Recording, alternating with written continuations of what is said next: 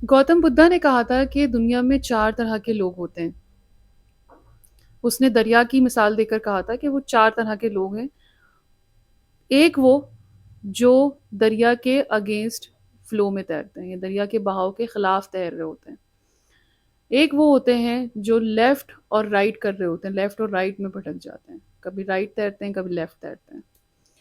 اور ایک وہ ہوتے ہیں جو دریا کے فلو کے ساتھ تیرتے ہیں.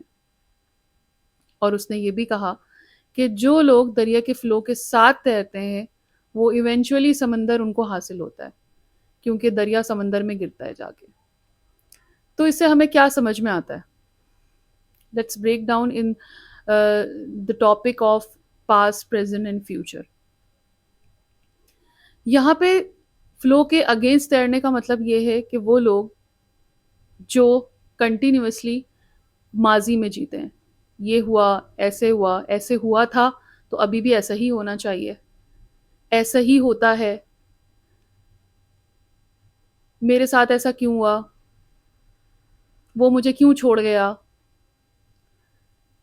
یہ پاسٹ کے ہم دریا کے خلاف اگینسٹ بہ رہے ہیں. اور جب ہم اپنے فیوچر میں دوڑ رہے ہوتے ہیں کنٹینیوسلی لیفٹ اور رائٹ، کبھی کر لیتے ہیں، نہیں چھوڑ دیتے ہیں، اگر میں فیل ہو گئی تو کیا ہوگا، اگر وہ مجھے چھوڑ گیا تو کیا ہوگا. اس طرح کے فیوچر کے وہ تھاٹ جو کہ ابھی ہوئے ہی نہیں ہے، کبھی لیفٹ کبھی رائٹ، ہم اس طرح سے بھٹک جاتے ہیں. یہ دونوں سوچ ہی، دریا کے اگینسٹ فلو کرنا اور لیفٹ اور رائٹ فلو کرنا، پاسٹ یا فیوچر، یہ دونوں سوچیں ہی ہمیں اپنے پریزنٹ سے دور کر دیتی ہیں. لیکن جب ہم اپنے پاسٹ اور فیوچر کو چھوڑ کے دریا کے فلو کے ساتھ بہنا شروع کر دیتے ہیں، یعنی کہ اپنے پریزنٹ کو ایکسیپٹ کرتے اور اپنے آپٹیمم ریسورسز کو یوز کرتے ہوئے، جو چیزیں ہمیں قدرت نے اس وقت موجود دی ہیں، اس وقت دی ہیں، اس کو استعمال کرتے ہوئے آگے بڑھتے ہیں، تو ایونچولی وہ فلو ہمیں آخر کار ہمیں منزل تک، یعنی وہ دریا ہمیں سمندر تک پہنچا دیتا ہے.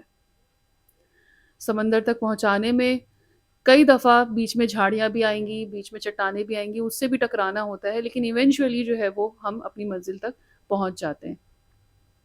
دس is the miracle of to be in the present moment.